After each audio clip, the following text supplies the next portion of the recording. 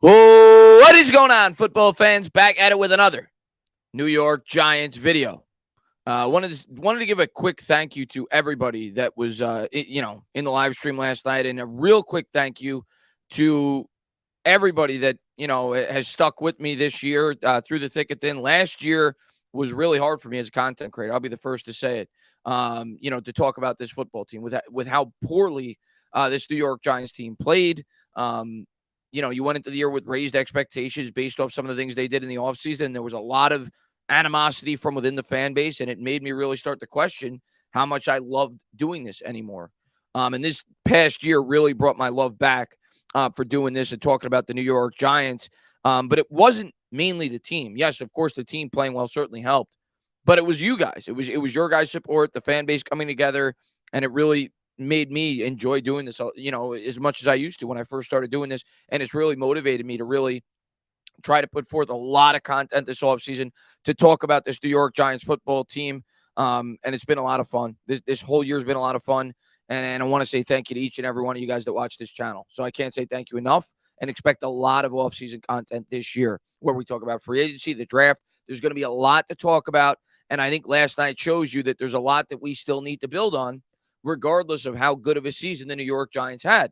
And I'm not going to downplay how good of a season and how proud I am of this New York Giants football team. We'll talk about last night, and then we'll recap the whole season before we talk about some of the quotes that have come out today with some of the pending free agents on this New York Giants football team, and some of the players from within the team, and also dive into the cap space and just give my thought process on some of the things they can look to do with some of the guys that are currently free agents with this New York Giants football team.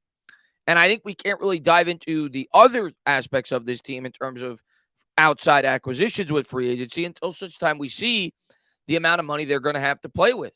Because unlike past years, there's a lot of guys that are pending free agents that potentially could eat up a lot of cap space. In past years, we didn't have a guy like Daniel Jones, Saquon Barkley, Julian Love. Like, you're talking about guys that could eat up a lot of money. And we have to see what route the New York Giants take before we could really guess and analyze as to where they may be going in the free agency class and, things like that. So I think a lot of questions need to be answered. I'm sure we'll start to get some hints along the way. There's also some coaching news today. Wink and Kafka have a couple of interviews. I think Wink only has one with the Colts. Kafka, I think, has three. So we'll see how those go, and we'll see how this coaching staff rounds out going into the 2023 regular season. But really excited to jump into the offseason and really see where this New York Giants team is headed long term. This is an imperative offseason. It really is. And I know I say that every year because you're a fan, and it has been in recent years. But this year really, really is for me at least. I think it is such an important offseason because of the critical, crucial decisions that Joe Schoen has to make regarding how he's going to utilize this cap space, regarding whether or not he wants to push forward with the quarterback Daniel Jones. And I've given my thought on that and what I think they will do. But at the end of the day, it's his decision.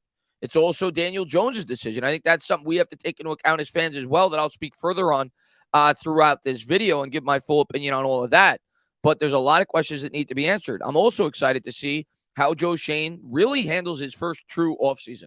Because last year he didn't really have a full staff, before free agency and the draft and everything else. Now he's got his guys in place. He's got his scouts. He's built his staff. And now they're going to have a full offseason to really prepare and try to build up this football team. They also are going to have some cap space to play with. So it's a really fun offseason to really analyze what this team is going to do, how they're going to continue to build this thing going forward after a year in which the New York Giants surprised everybody and not only made the playoffs, but advanced from within the playoffs. And I take no shame in last night having a lot of energy going into that game, thinking and believing that the New York Giants can win. Yeah, they got their asses handed to them. And, congratulations to the Eagles fans. I hate saying that. Can't stand you guys. But you guys had the better football team. And I think Giants fans knew that going in. But when you get that far, if you're a fan, if you're not going to have fun and you're not going to believe when you're 2 wins away from going to a Super Bowl, why even watch the team? Not to say that you should have guaranteed we're going to win and not, realize after the fact that, yeah, the Eagles were the much better football team and it showed on Sunday. But I believed that this team was starting to click, and it just didn't click last night. And we got beat in every facet of the game. I saw a stat on Twitter that the New York Giants had 14 missed tackles last night. I think on Pro Football Reference, if I'm not mistaken, during the regular season, at least according to their metrics, we had 47 missed tackles all year in the regular season. So if that stat is accurate, 14 missed tackles. Julian Love had 5 of them. So things like that can't happen when you go up against a team like the Philadelphia Eagles, who has so much more talent than you. The coaching was not good. Brian Daboll made some questionable decisions. Overall in the year, Brian Daboll's fantastic, deserves to win Coach of the Year, but didn't love some of the decisions he made from within this game. Didn't love some of the things that Wink did from within this game. And I think what really showed for me was the line play. And it's unfortunate that every time we go up against the Cowboys and every time we go up against the Eagles, we get absolutely destroyed in the trenches. And that's something we're going to need to continue to try to improve. We took a step this year. Andrew Thomas got better. We drafted Evan Neal, who you have to hope and think, if you trust Joe Shane, will become at least a good offensive lineman. He spent a top 7 pick on the guy, and he was regarded as one of the best linemen in football, but he's not there yet. He's still growing. He's a rookie. We'll see how he transitions into year 2. And we have some nice pieces from within our defensive line. Dexter Lawrence got a lot better, obviously. Became an All-Pro this year.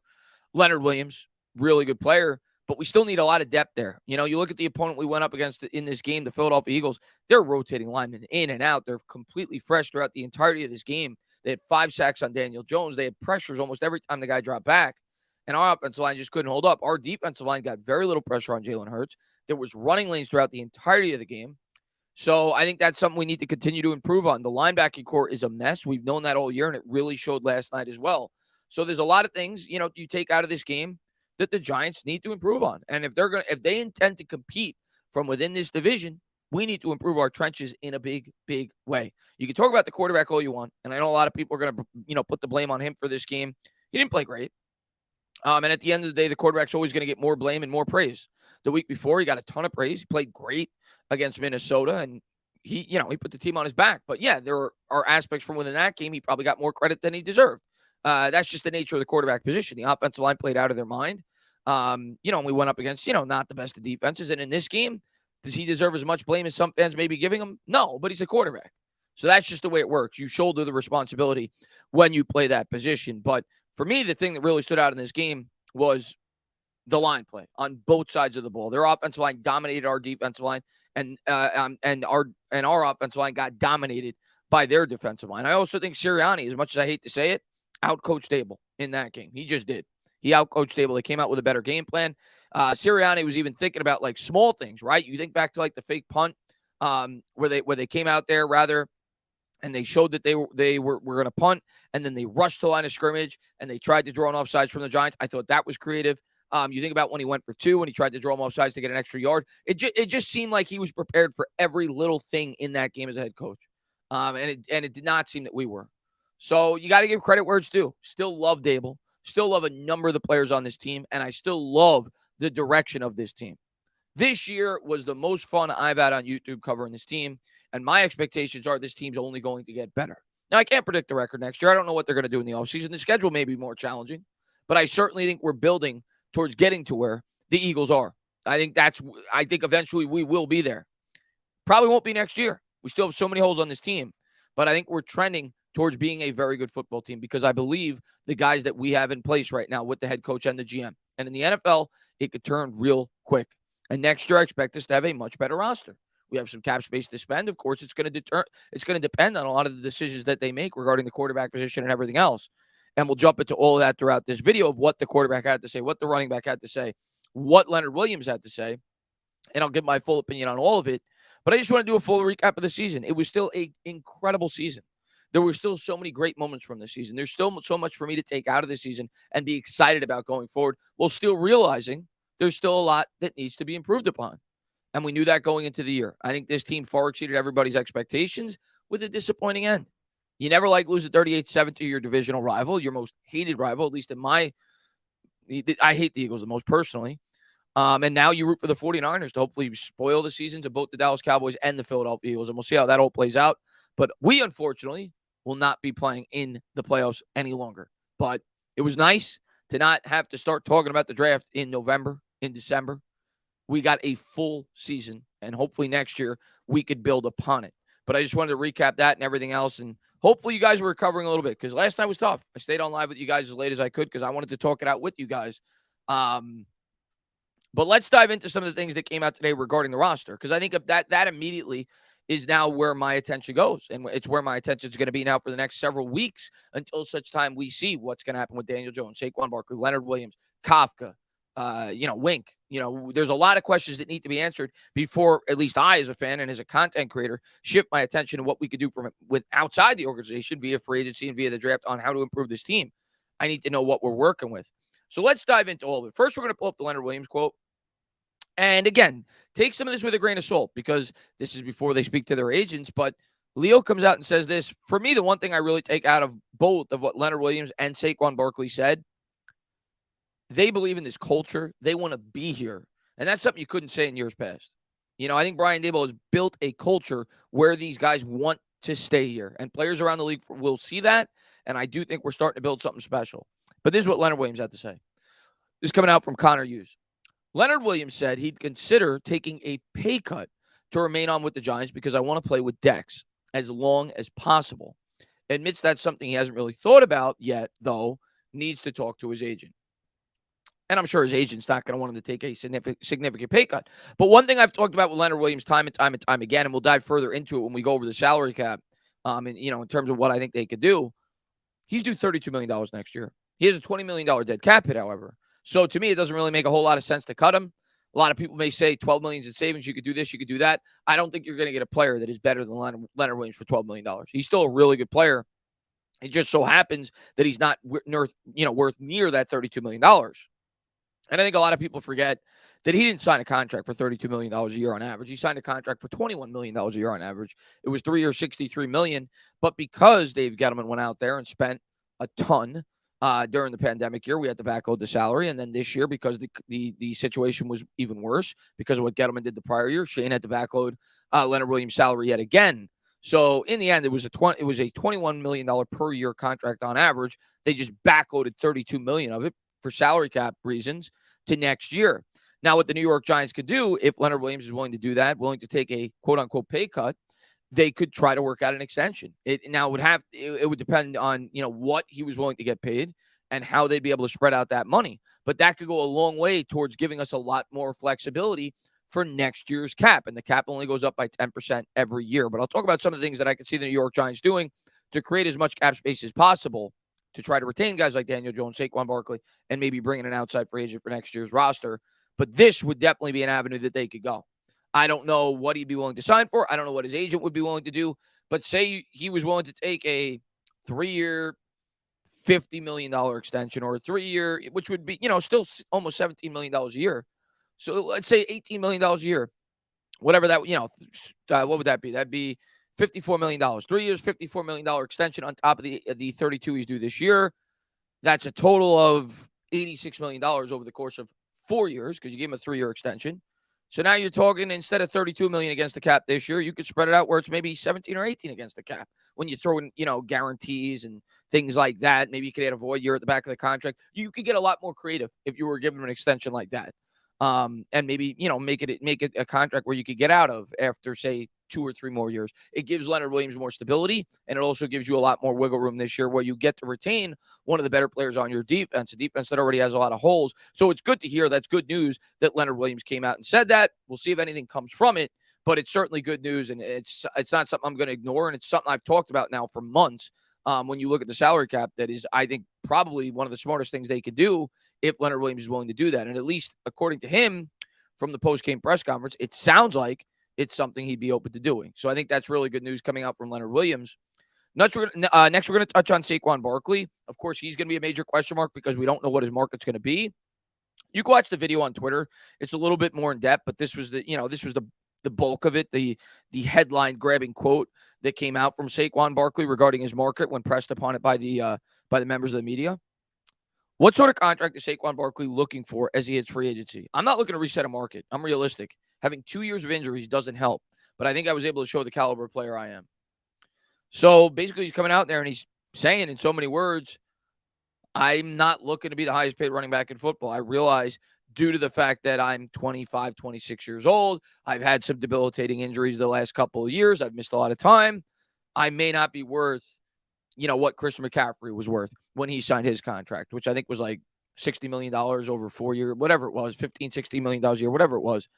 So if that's the case and he's not willing to reset the market, that's good news too. And it leads you to believe that it is much more probable that Saquon Barkley will be back as a New York Giant. And it definitely hammers home the point for me that Saquon Barkley, like I said about Leonard Williams, wants to remain on as a New York Giant, which if you go back to last year, he was depressed. Whenever you heard him talking to the press, bringing in a guy like Brian Daboll, I think has invigorated a lot of these guys to want to play for this organization. And I think it speaks volumes about the coaching staff and everything else. But great news regarding Saquon Barkley saying that he'd be willing to take a little bit less money.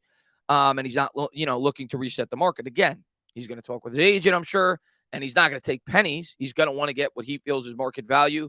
There was a report that came out from, I forgot, I think it was Ian O'Connor 4 or 5 days ago, that they talked in the range of $12 or $12.5 million per year during the bye. Obviously, they didn't come to an agreement, but maybe it's something that they could work on throughout the offseason. I also think the reason that they came to Barkley, if they could get a deal done with Barkley without having to use the franchise tag, it gives them a little bit more power when it comes to their negotiations with Daniel Jones, because then you could potentially use the franchise tag as a tool with Jones, which I think is about $32 million a year. And I don't want to do that. I'd rather sign him to a 3 or 4 year deal where you could space the money out. But if you have that tool, you at least could sign him to that franchise tag and then try to work out an extension before the year starts so he doesn't hit the open market if you want Daniel Jones back. So having that ability to use that franchise tag, if you're able to sign Saquon Barkley to an extension that makes sense from within the framework of what the New York Giants are looking to spend on the running back, could make a lot of sense to be able to use that as a bargaining chip with Daniel Jones. So I think that's probably the approach they're looking to take. They would prefer not to have to franchise Saquon Barkley, so they'd have a little bit more power regarding Jones before he hits free agency. But we'll see how the entire offseason plays out. If he's not, looking to reset the market, maybe you can bring a guy like Saquon Barkley back for 3 years, $39 million, 4 years, $50 million, in that ballpark, like $12 to $13 million a year. And that's at least reasonable, right? Because if you were to tag him this year, I think it would be $10 or $11 million. And then if you were to tag him again the following year, it'd be about $13 or $14 million because it's fully guaranteed. So if you send me a three-year deal, you're probably going to be able to get out after 2 years. It's probably a similar type of contract. Barkley gets a little bit more stability. He doesn't have to worry about getting hurt next year and not getting a little bit more guaranteed money. But you're also not breaking the bank for him, and you're not overcommitting. So hopefully we get a deal done like that. I think Saquon Barkley is a very valuable player to this football team, both on the field, off the field, from within the locker room. Obviously very well respected by a lot of the players there, and he's a very talented player. I understand he's a running back, and by no means am I, looking to give him a Zeke contract. I'm not.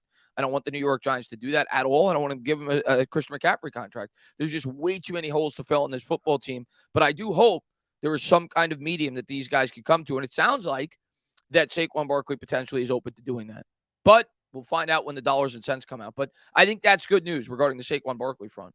Next, we're going to talk about some things that Daniel Jones had to say, and then I'll give my full opinion on this. He was much more reserved when talking about his future with the New York Giants, but I'll give my opinion on it. I think we will get into that down the road when talking about his contracts. At this point, this is still very fresh this season. This loss, it will take some time to regroup and think through that going forward, Jones told reporters.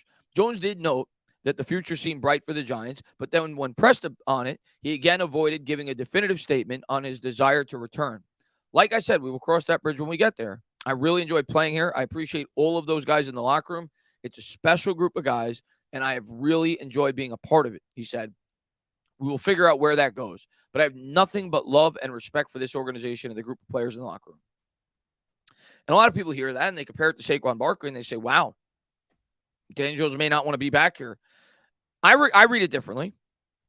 I'm not saying it's a lock he's going to be back. But the way that I read that, Daniel Jones, as a quarterback, since he's been here, has been set up to fail. We all know that. Even the people who hate Daniel Jones realize that. He's been set up to fail.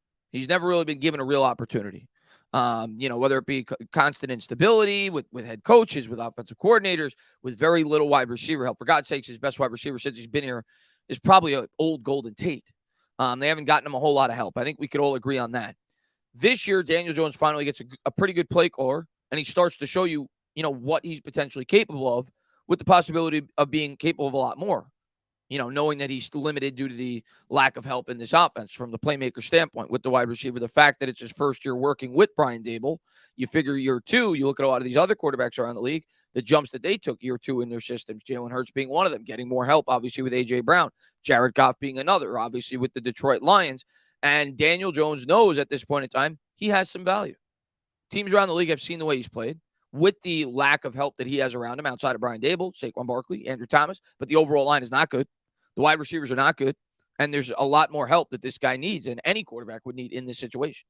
I mean, for God's sakes, last night I think he was pressured over 20 times.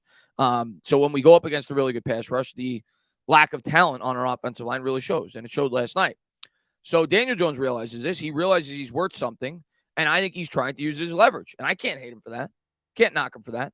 This is a team that did not extend him on the fifth-year option. This is a fan base and a media market that is, and not just us, ESPN, national media, has completely trashed this guy from the start.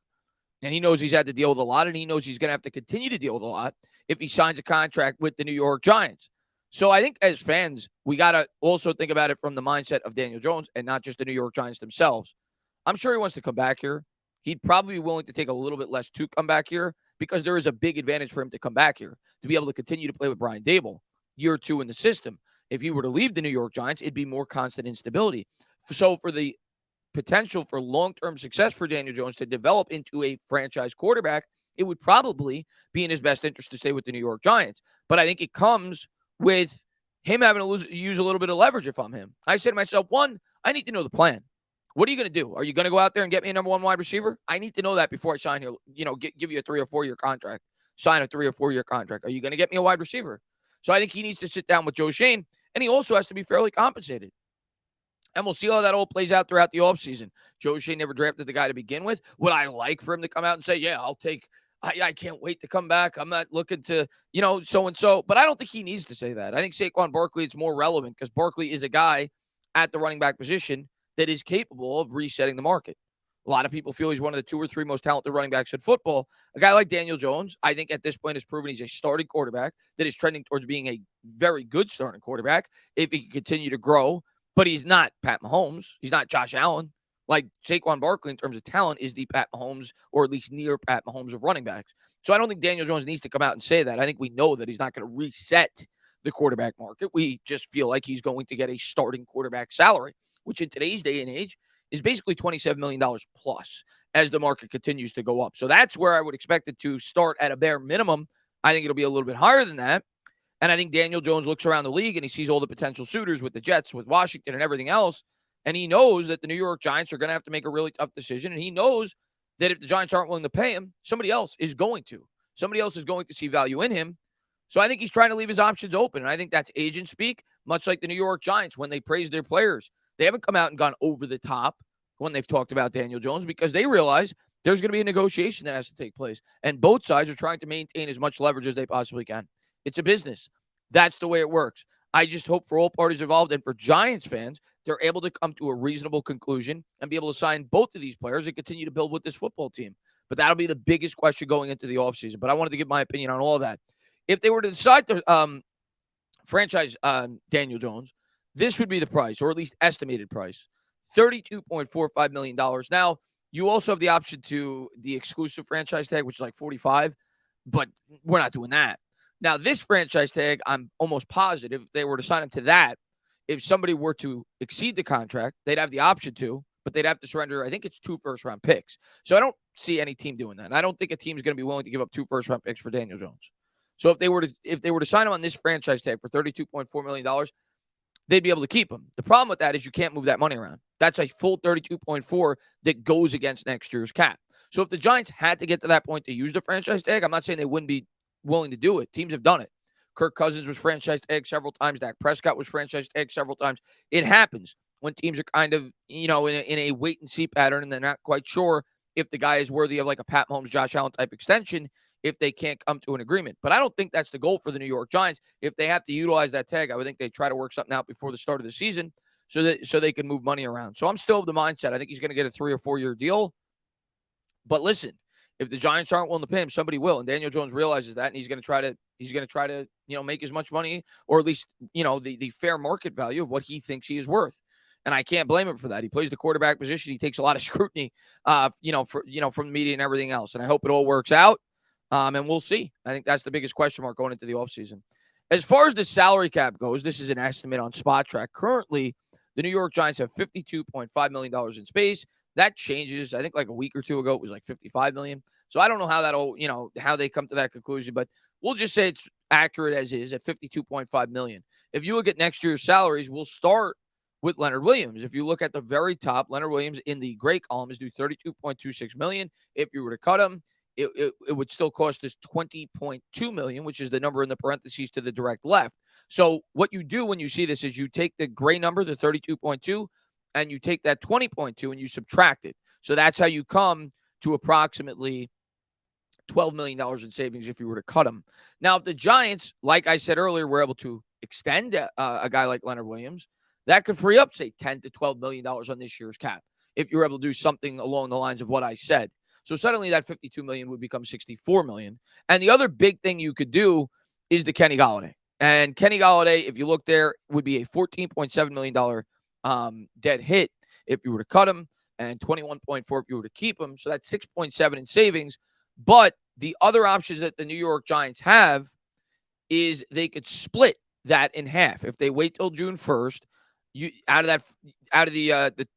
instead of saving 6.7 this year, you could save double that, but then you'd have to pay back the rest of the $21.4 million the next year. So essentially, instead of 6.7 this year, you would save probably almost upwards of 13.5, but then you would owe another 6.7 next year to pay off the rest of the salary. So that's the way, the New York Giants could save some money. And suddenly you're at the 52 becomes 64. Say you're able to tack on another 13.5 on top of that. You're at about 79 million. Now, of course, with that comes draft expenses, right? You say figure 10 million for the draft because we don't have quite as many picks this year. We're not picking at the top of the draft. May not even be 10 million. It might be 8 or 9 because we're picking at the back end of the first. Let's say 8. So if you had 78, 79, now you got about $70 million to work with after draft expenses, or, maybe a little bit less, maybe a little bit more. There's small things that you could do in terms of extensions. Dexter Lawrence is another guy you got to talk about, right? He's due, I think, $10 or $11 million this year because they extended him on the 5th-year option, but he had a great year. He's probably going to want to talk extension. He's probably going to want more stability with this organization going forward, and there's ways they could structure the contract there. But I think $70 million definitely gives you enough to leave all your options open regarding Daniel Jones, regarding Saquon Barkley, regarding Love, regarding Dexter Lawrence. And they're going to have to make some tough decisions. Darius Slayton's a free agent. Nick Gates, right? Several other players on this team. So they're going to have to make a lot of tough decisions. But obviously the big decision is going to be Barkley and Daniel Jones, along with Love. I think Love's probably the third biggest decision. Love, I'm personally leaning as a fan. I probably wouldn't bring back for what I think his market's going to be. I think he's a really good player, but how much you're going to dedicate to that safety position, I would bring back Jones and Barkley, but for the right deal. And it sounds like Barkley's willing to sign for that deal, but we'll have to wait and see. I'm excited to see how the whole offseason plays out. I'm excited to talk about it.